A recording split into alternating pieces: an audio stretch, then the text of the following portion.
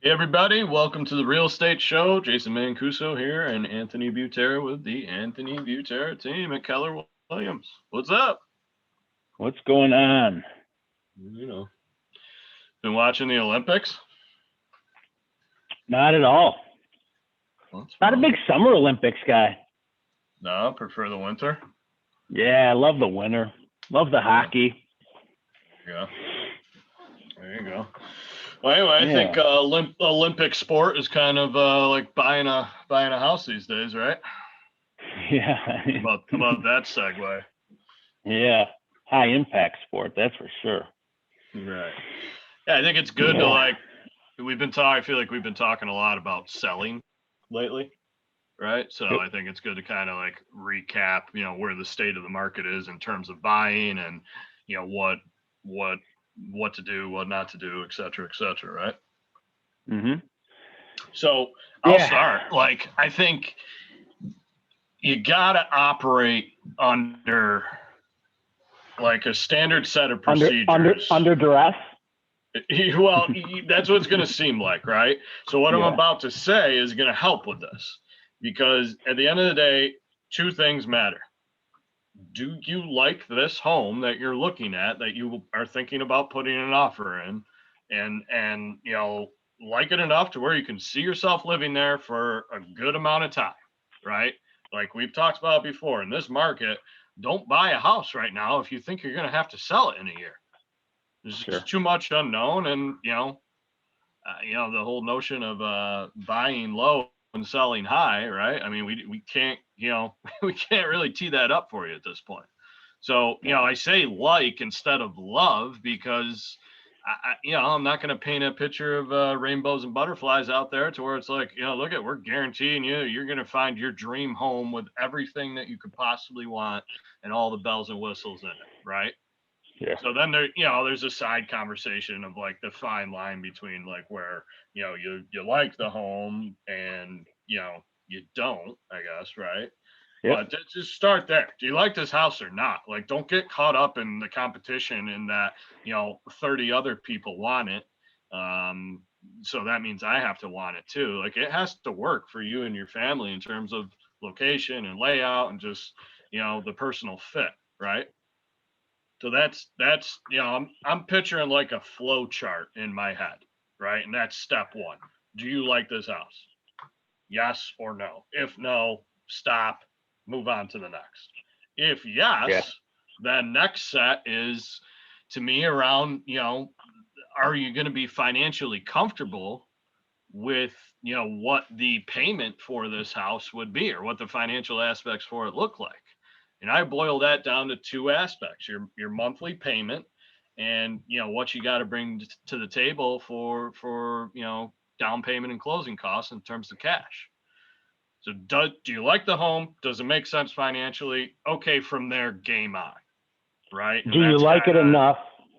Do you like it enough to do you like it enough to offer to the max of your capabilities? yeah, Right? because Like that's what we'll dive into now, right? Like if yeah. you hit those two boxes and that you like the home and the range of where it's listed at or where you think you would need to offer to be competitive makes sense financially, then Yep. game on. Let's talk about a strong offer, right? Now, the financial part, like to me, it's they're just as important, right? Like in order to like something, you're going to have to be financially comfortable with it. If you're, if you end up getting a higher dot or a higher monthly payment, or if your taxes get reassessed, right, or the property value gets reassessed and your taxes go up, and now it's $500 more a month that you weren't planning on because you either weren't advised or didn't take the advice seriously that we always give. I mean, that's like our agents. If we tell them, one thing, like you have to tee these people, your buyers up to understand that you're going to get reassessed and your taxes are going to go up, and that's just a direct like hit on your monthly bills. Could be a couple Yep. $100, could be 500 or more dollars per month. So do you like it? Are you financially comfortable? Okay, great. It's our job to feel out the competition so that we can then advise you like how many of these boxes we're about to get run through that you really need to check in order to make, the strongest offer possible. What am I missing? Starting off, Well, you're missing a lot. I don't like your two-prong approach. No, I'm just joking. You're missing hair. Yeah, I guess what I'd want to add to that is, the approach is pretty consistent across the board, but like, we'll know right away if you're going after, if the home that you love enough to do what you got to do to get it, we'll know if it's going to be chaotic, right? If it's going to be like right now, it seems to be 3 different scenarios. Number one, they listed it too high. The delayed negotiation period has expired, and now they're open to any offer because you're probably going to be the only one, right? So your approach to that home is going to be different.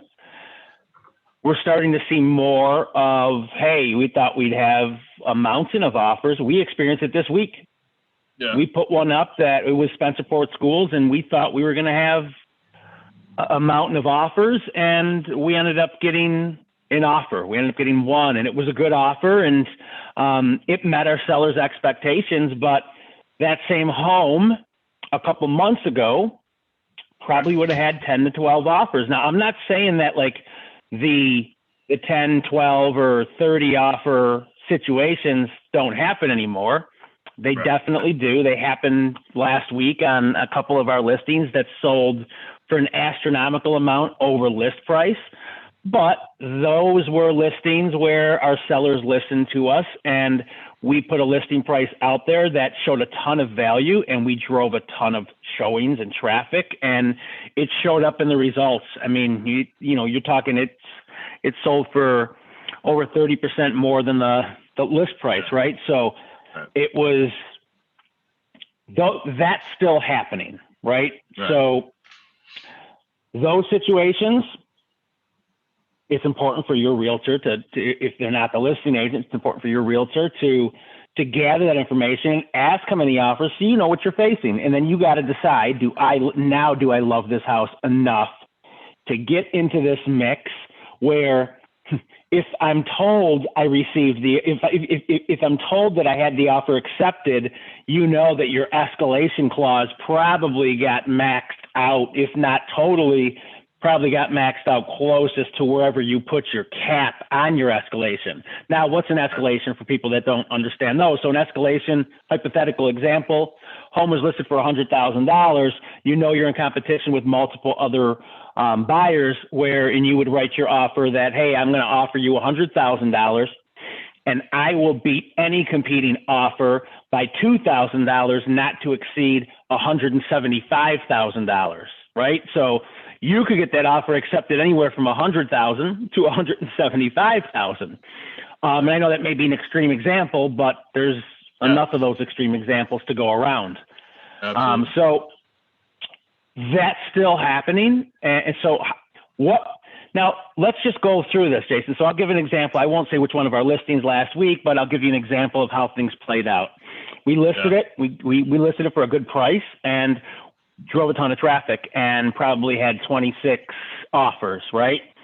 Mm-hmm. Now, of those offers, we ended up taking a cash offer. Cash, no contingencies, not subject to a home inspection. That's really it. I mean, after attorney approvals and the good faith deposit supplied, like they have no outs anymore. Like they're committed to this deal, right? So we could have stretched the number even more if we went with a financed offer, but the sellers loved that it was cash. We can do a 30-day close because cash offers can close faster because typically it's the mortgage that's holding up the closing. Sure. So when you are willing to go after the home that has the 15 plus offers, you have to write knowing that you're probably up against an offer that looks like that. And if it's not cash, it's probably going to be a 20% or more plus down conventional mortgage, right? If you're FHA, then like you have to know that maybe how much you're offering is an irrelevancy. Right. Unless you're doing what a lot of buyers are now doing to get creative to win offers as well. And that is writing an offer. That same hypothetical example, $100,000 listing will offer you 100 not to exceed 175. Now, within the offer, what buyers are doing now and taking advice from their realtors who are showing them examples on how to get aggressive is saying, hey, if your home should appraise for less than the purchase price, we're willing to cover the appraisal gap of $10,000 if it should appraise for $10,000 less than the purchase price. You're also against buyers that are saying, we're going to cover any appraisal gap. I just had one of these where it sold $80,000 over list price. It closed. I can speak more about it. It closed about a month ago, but this one, it sold $85,000 over list price, I think it was. And they did get it accepted. They beat cash offers. They did financing, but they were 20% down conventionals, and they had even more money to play with. So this example, the home sold for $375. It only appraised for $306. They had to cover that example. They had to cover that gap from the $306 to the $375, and they did out of pocket. They were contractually obligated from the start of the offer to do that, right? Yep. Now you're as a buyer, if you're doing that, you play that card when making your offer. That just started this year, like never even friggin' heard of before, right? That's how that's a new one. Market has been. And B, like that's a huge, strong term that you're making, and you're letting that seller know, like, you're serious. Like, look, I'm getting financing, but I've got the additional funds to cover anything. And, I'm here to play, right? Yeah, no doubt. Yeah. So that's another, so when you're an FHA buyer that you're only putting 3.5% down, because in most cases people are doing FHA because they don't have as much cash to work with for a down payment, or their credit won't allow them to do a different loan because their debt to income ratio may force them down that path. So with that being said, like, just know that you're probably against offers like that. So what can you do about it? Well, I'd encourage you to still write the offer because you never know. And have realistic expectations. And your number one, that buyer, that's FHA, they can't change that. Your number one tool is going to be amnesia, because you're going to probably have to forget about a handful of offers that you write that you won't get accepted. And maybe you have to start focusing on the example that we gave of the home that went in the market, had delayed negotiations, and nobody wrote. Like, now that, to me, now you can look at a house that says, all right, we're FHA. We've learned the hard way a few times. Let's stop looking for our dream home. Let's start looking at the floor plan that works, the area that works, and we can change things later because we can't change things now. Speaking of your circumstances, right? You can't change your circumstances, but you can change cosmetics. You can do stuff to the house over time. Yeah, and I think a message for this, show particularly, which we're at the end of July, about to wrap up the summer, right? Like, don't take what we've said before as like the market is shifting to where things are going to, fall to your advantage now as a buyer. It's just, it was so extreme, so, at its peak prior to now in the last few months, that this trend of, as we're talking, waiving appraisal coverage or protection as a buyer reared its ugly head pretty quickly. So It's not to say like, okay, we're hearing the market's slowing down, which, I'm hearing, seeing some news articles and whatnot flying around. And, slowing down from the peak extreme of just insanity, but it's still a seller's market. There's still just more demand than there is supply out there of homes for sale. Yeah. Period. You're still going to be competing. You may, in some cases, you may only be competing against 10 buyers instead of 40, which was common, but it's not like, you got the leverage to where it's, okay, let me offer them under list price and do some negotiating. Mm-hmm. Now, with that said, I think my spiel from earlier in terms of like doing what you're comfortable with in terms of finances and you like the house or not, the other aspect of this is go out and make the best offer that you can to where you're not going to get a chance to negotiate, most likely. And, if you don't get it, you're okay with it. And that it just let them have it. I did everything I could. It wasn't meant to be. On to the next, right? And this way, that amnesia factor that you talked about, like, you're able to roll with the punches better because, again, like, that you just left everything out on the field, so to speak. And it's not like, don't go into it like, well, shit, I could have offered $10,000 more. That could do it, right? Sure. And I just feel like if you operate that way, and all these crazy terms that we're talking about, right? Like waiving an appraisal is obnoxious, frankly. There's no other way to put it, right? And it's not like we're here saying like, look, you got to do this. It's just like, hey, this is what your competition's doing. You tell me how bad you want the house based on, what the market is. If you're not comfortable with that at all, or if you just can't, like, okay, that's fine. Let's still go make our best offer that we can. And at that point, kind of hope for the best. When you're a buyer who's taken, the strategy of being as aggressive as possible, at least you can go into that offer at that point with like, all right, I really got a shot here. I really want this house. I'm going to do all these crazy terms to get it. I at least feel comfortable that I'm in the conversation.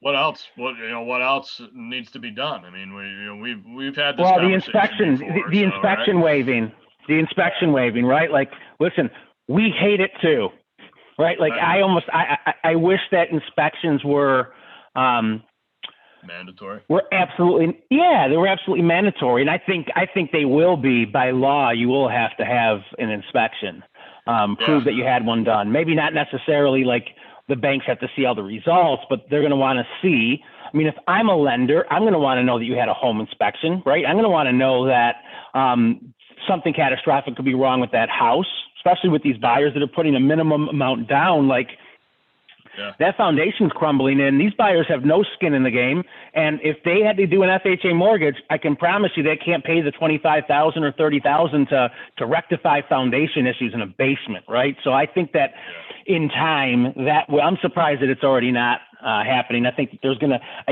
to happen because they're going to see the repercussions of all of these offers that are waiving home inspections, right? So I mean, again, to reiterate, like, we hate this market, right?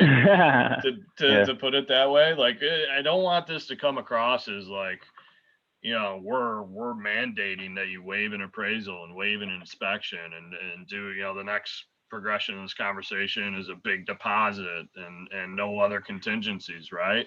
Like, we hate having to have this conversation. We don't do it in a manner to where it's like, this is what you need to do if we're going to work with you. We do it to where, like, here's what your competition's doing. I've been using the analogy lately as like, do you want to, if you're betting on yourself, would you rather bet on the Tampa Bay Bucks or the Green Bay Packers to win the Super Bowl, or are you going to bet on, the Jets? Right. So if you're the Cowboys.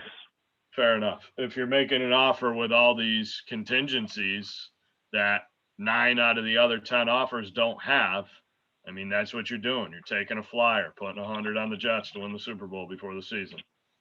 Could happen. Yeah. Probably not. Yep.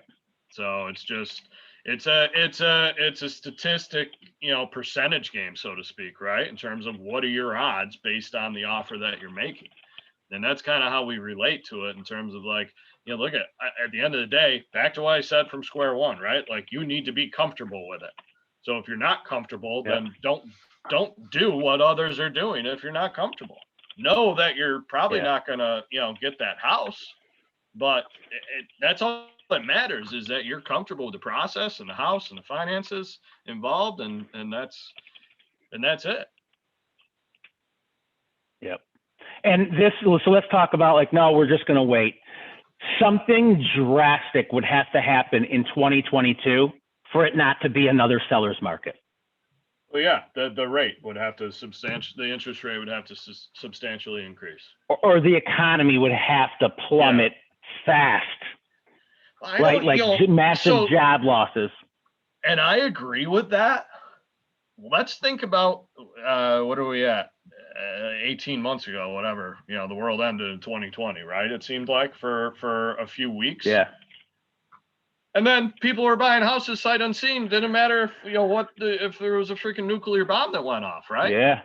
So I don't know, like all this stuff going on right now that, with COVID and whatnot, who knows what the hell would happen, what's going to happen. But like based on what happened in the spring of 2020 in that summer, I'm less concerned about, the real estate market, from that standpoint than I am, more so like the rates going up. Because to me, the rates go up. It's just going to, for a period of time, like, don't get me wrong, people will come back.